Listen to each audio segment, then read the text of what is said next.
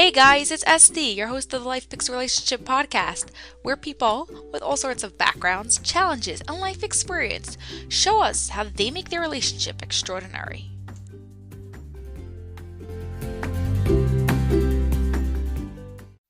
Hey guys, we're here this week with Miss Shulam Epstein. How are you? I'm well, thank you.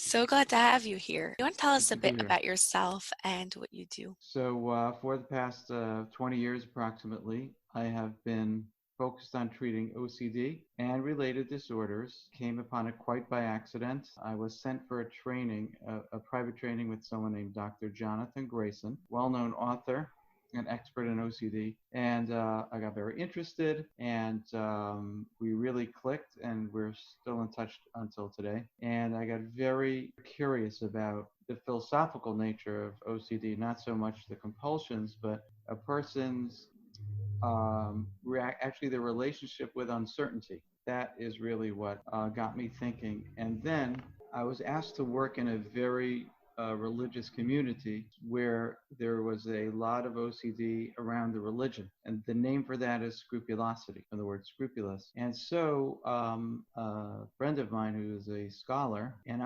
we spent many, many hours, probably hundreds, applying the treatment of OCD to religious activities and how to sell it to people who are pretty black and white and fundamentalist in their approach to religion. So that's really my subspecialty. It's really interesting.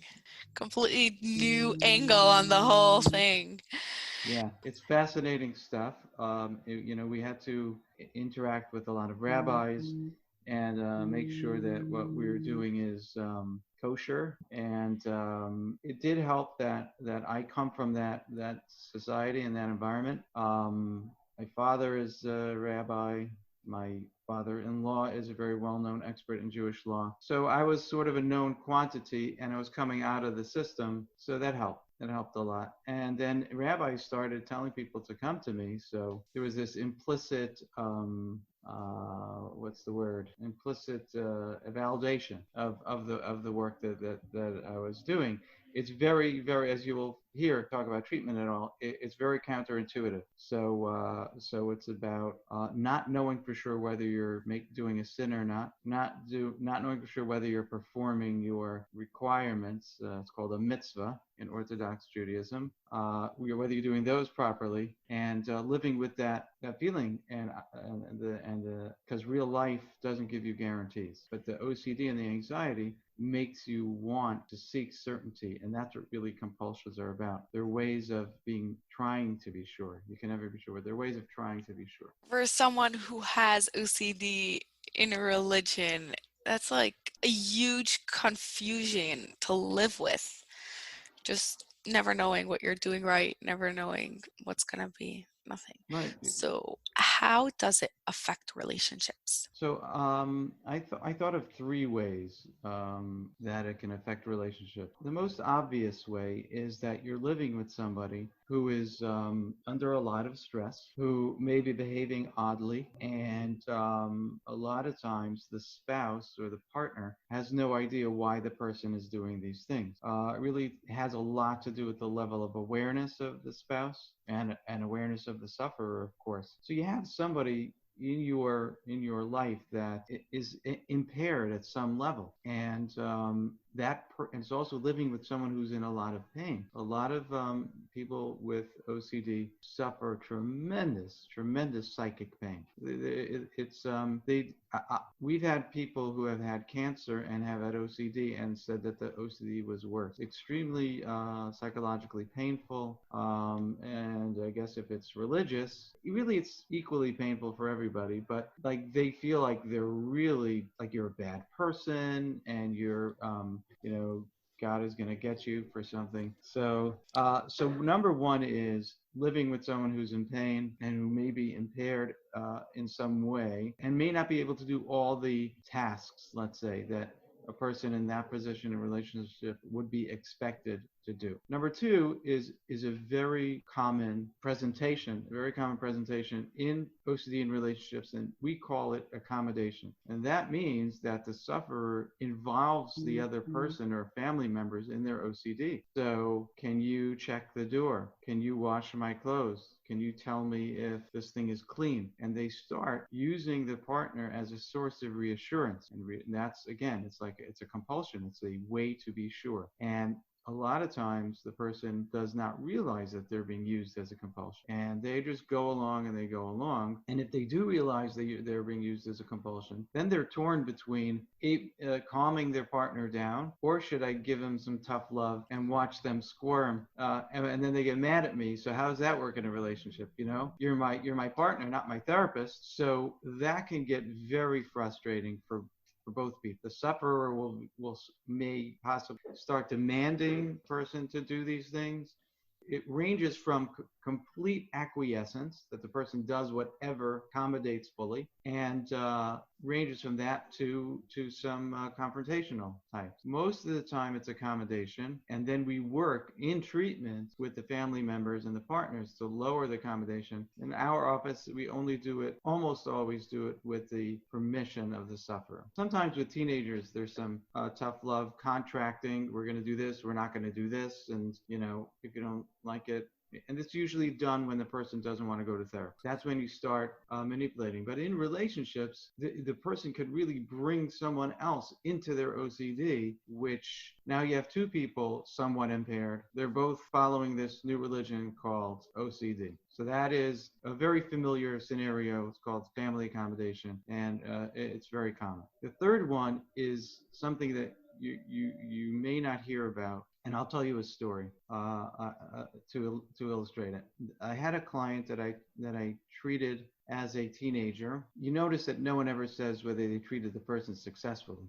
They just says they just say we treated him. Anyway, which I worked with him, got somewhat better. I don't remember exactly, and maybe till he was 20, 21. And then didn't hear from him, and he got married. And one day he calls and comes into my office with his wife. And here's the story. He got married. Now, as we know, life events tend to trigger relapse. So marriage, divorce, death, moving, having a child, those kinds of things. So his OCD spiked when he got married, and his wife, they're both like, he's about 6'1", she was about 5'9", like taller people, big people. And she noticed that when he was among people, he was interacting with them, he was animated, seemed happy. When they were alone, he was very quiet. And she began to wonder if he was attracted to her, if he liked being around her. So she began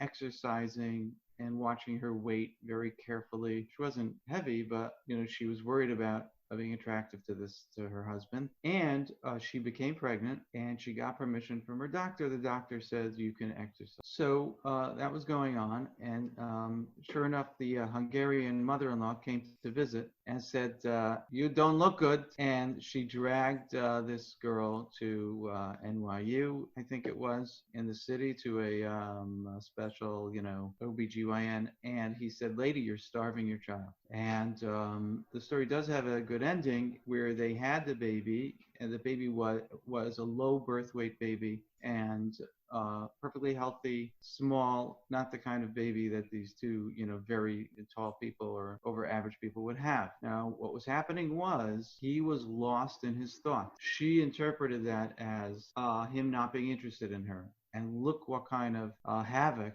was wreaked by that. And it taught me a lot. The person is not present in the relationship. They always have something going on in their head, some worry. Sometimes people have mental compulsions. That means they try to figure things out in their head, and they just think they're worrying, but really that's what they're trying to do. They're trying to figure stuff out and get certainty in their head. And here you have this whole disaster. I mean, thank God it could have been worse, because he was distant, and he wasn't able to be present. And that's something maybe people don't notice as often. Yeah, yeah, that's really interesting. So, how can someone who is in a relationship with someone that has OCD be able to improve their relationship, work things out, besides for just going to therapy? I would advise the person to learn as much as they can about OCD, not in order to train their spouse as, even if you don't have OCD, some people try to train their spouse. uh, but in order to really understand what's going on with their spouse and actually speak the same language. So instead of a spouse saying, why are you doing that strange behavior, they educate themselves. They can say, okay, what is the doubt or the uncertainty that's bothering you that's causing that behavior? So they'll both be on the same page. She or he is not going to get anywhere ordering the person to do something or to stop doing something. They say that saying stop it doesn't work.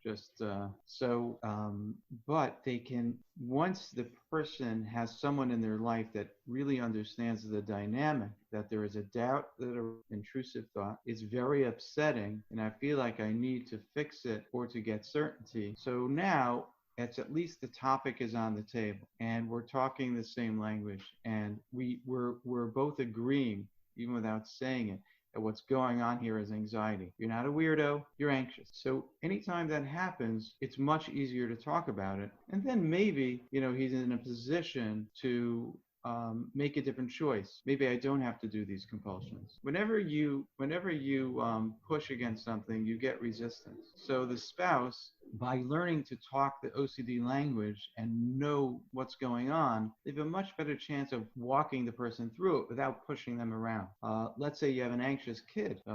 So instead of telling the kid to calm down or stop, don't worry, don't worry, don't worry, don't worry.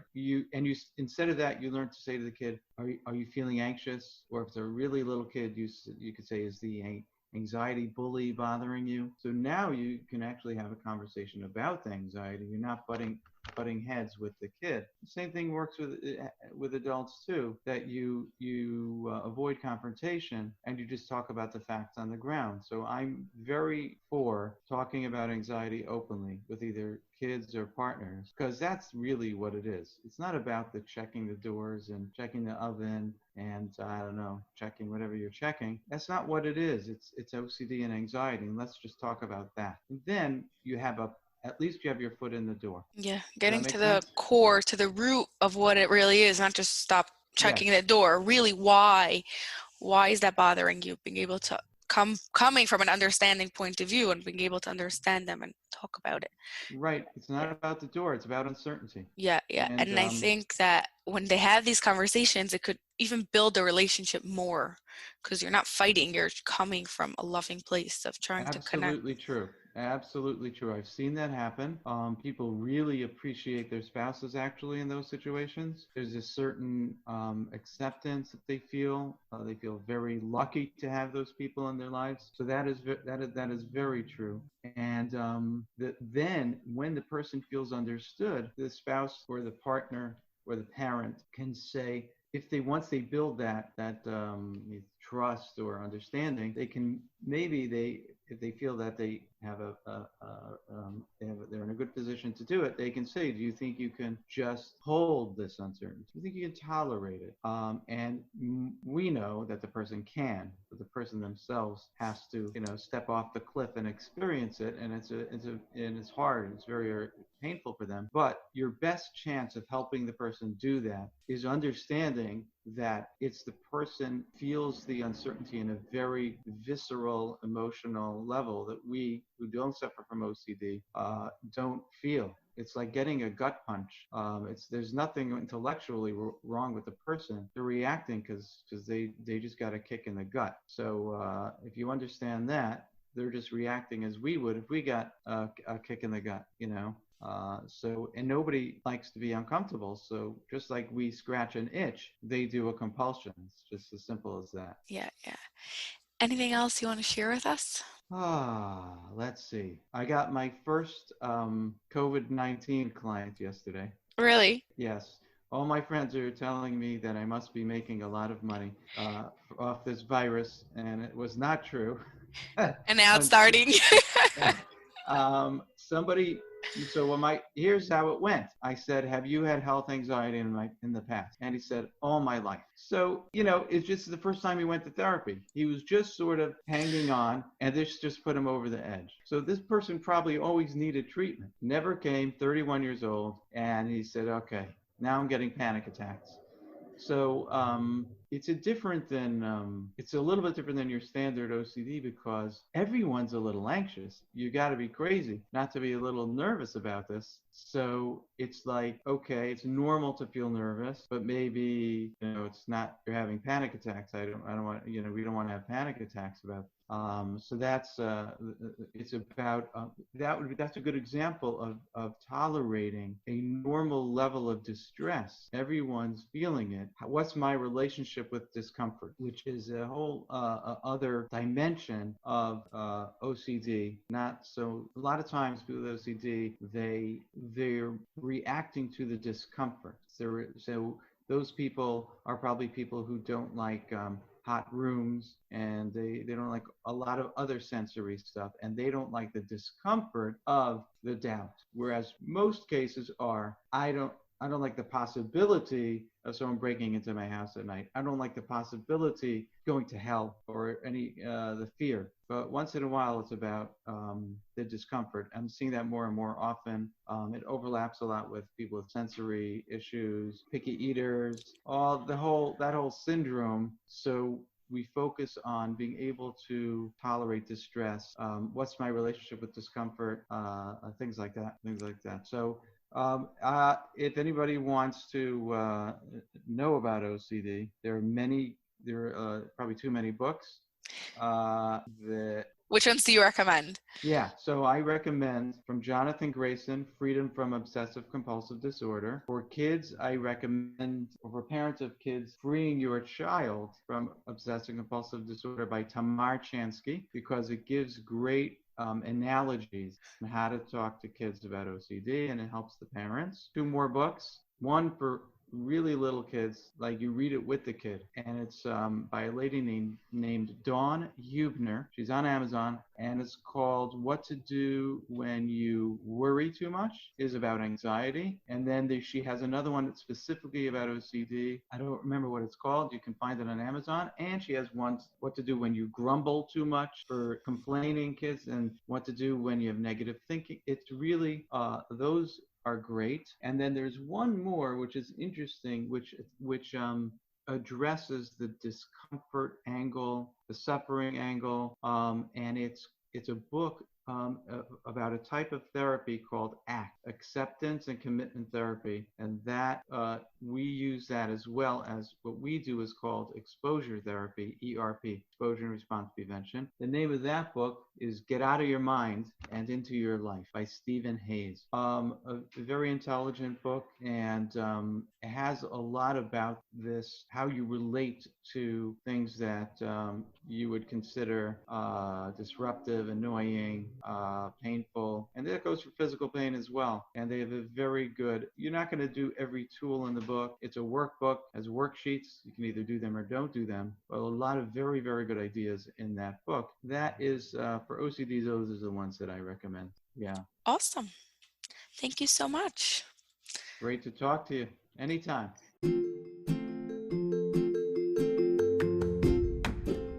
Guys, I hope you enjoyed the episode and subscribe to the podcast. Leave a comment below so I can know what you think. And to book your relationship photo shoot, CJE session, or just to hear more about what we do, go to lifepicksrelationships.as.me. I'm waiting.